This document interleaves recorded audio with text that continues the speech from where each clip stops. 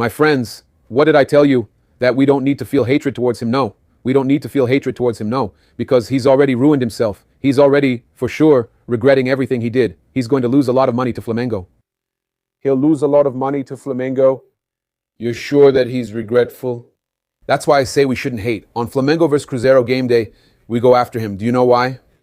To mess with his head so he's not okay? Then that's it. Forget about that, man. Forget it. We know he's poorly managed. Yeah.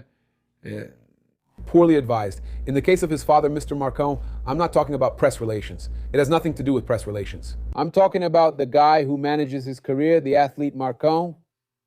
Damn, just to be clear, man, my brother, let's not do this. You're successful here at Flamengo and all, and worst of all, to unilaterally terminate the contract. Look at that. It's here. Here's the news, ESPN. In court, Flamengo says that Gerson caused serious damage to the advisee, signing with Cruzeiro, a direct rival for titles in Brazil, and they're not lying. They're not lying. There it is. The ESPN report. So Flamengo invested historic amounts, structured a long-term sports and marketing project, and associated its brand with the image of an athlete. He was even the poster boy for Flabet, which was Flamengo's main sponsor. Yeah.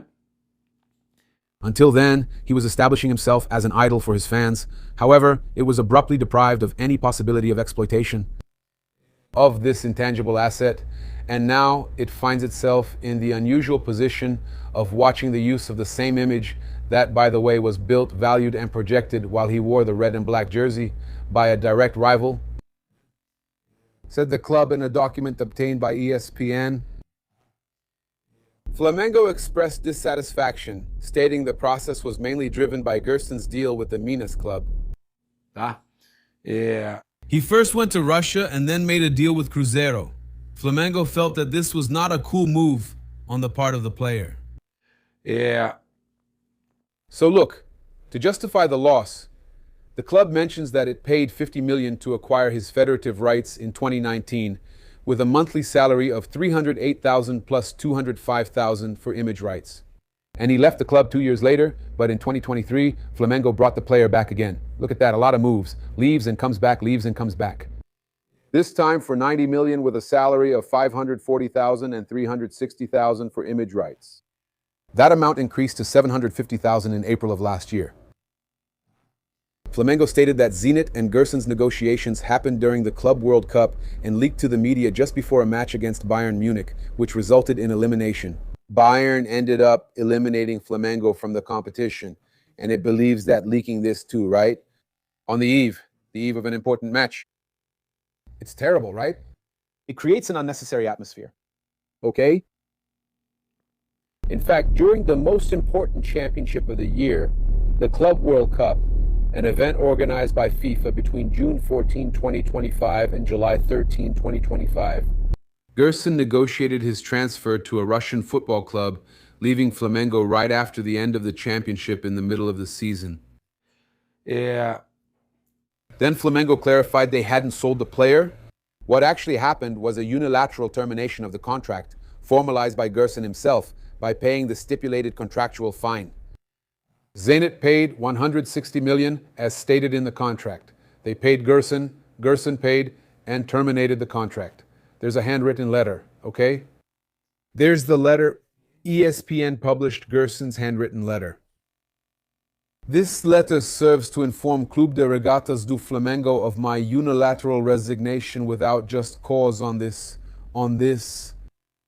date, with the immediate termination of the employment contract, Rio de Janeiro, July 3rd, 2025.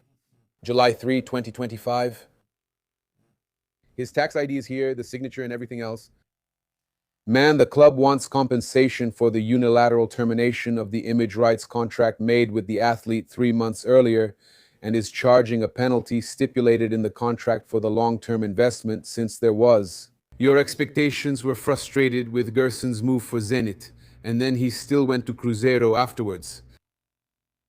So, Flamengo is now in court trying to recover the losses they had with Gerson. Comment here what you think. Bye-bye. Guys, here's the thing. Look, You've been following this news about Gerson that we brought, but there's also some really good news for us to share here, which is Pedro's recovery, right? Yeah, yeah. Journal Globo published an article that we mentioned earlier about Pedro already having good moments with the arrival of Leonardo Jardim and the leak, right, that he had serious problems with Felipe Luis. And he had even complained to the football department, complained to the board, complained that his relationship with Felipe Luis was really difficult. Some things were happening. The player was really unmotivated, right? We know that. The player was even exposed at the press conference. It doesn't matter if you're on Pedro's side, on Felipe's side, who's right, who's wrong. The point is, Pedro needed to get back to form. Pedro was at that moment actually at a low point, and everything was demotivating him. The injury, after the fracture in his arm, everything was demotivating Pedro. That's the reality. And then we have Flamengo's football department grinning from ear to ear, according to the newspaper O Globo, with Pedro's physical response under the command of Leonardo Jardim. Internally, the striker's dedication in the first two games with the new coach caught attention, especially after a period of mutual dissatisfaction between the player and the former coach Felipe Luis. This is from Globo. Okay, guys? This leak is from Globo. The change in attitude and the performance of the number 9 are seen as one of the biggest immediate gains after the change in the coaching staff. In other words, Flamengo got a new striker. That's the consensus. You're seeing Flamengo practicing finishing and more. But it's important to say this, that there's an understanding that Flamengo got a new striker. Pedro is a new man. The guy is playing really well, training hard, making an effort, dedicating himself. We all know Pedro is among the world's top strikers, right? Pedro is one of the best. If you have this guy motivated, training hard, in good physical shape, man, it's impossible to compete against a team with a striker of this quality. And even more so with the midfield Flamengo has, the defense Flamengo has, the fullbacks Flamengo has.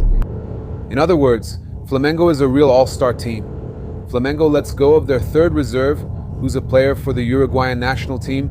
That's Vinha. Flamengo essentially let him leave on loan. Super cheap. So guys, I'm telling you, these training sessions we're seeing on finishing and everything, when Flamengo is in good shape, physically finishing well, with all the players fully recovered, no one can stop them. And Leonardo Jardim's arrival is symbolic in this regard, okay? You can see Varela there too, training really hard. You'll see the finish, he controls it on his chest, then shoots. Alassian, right?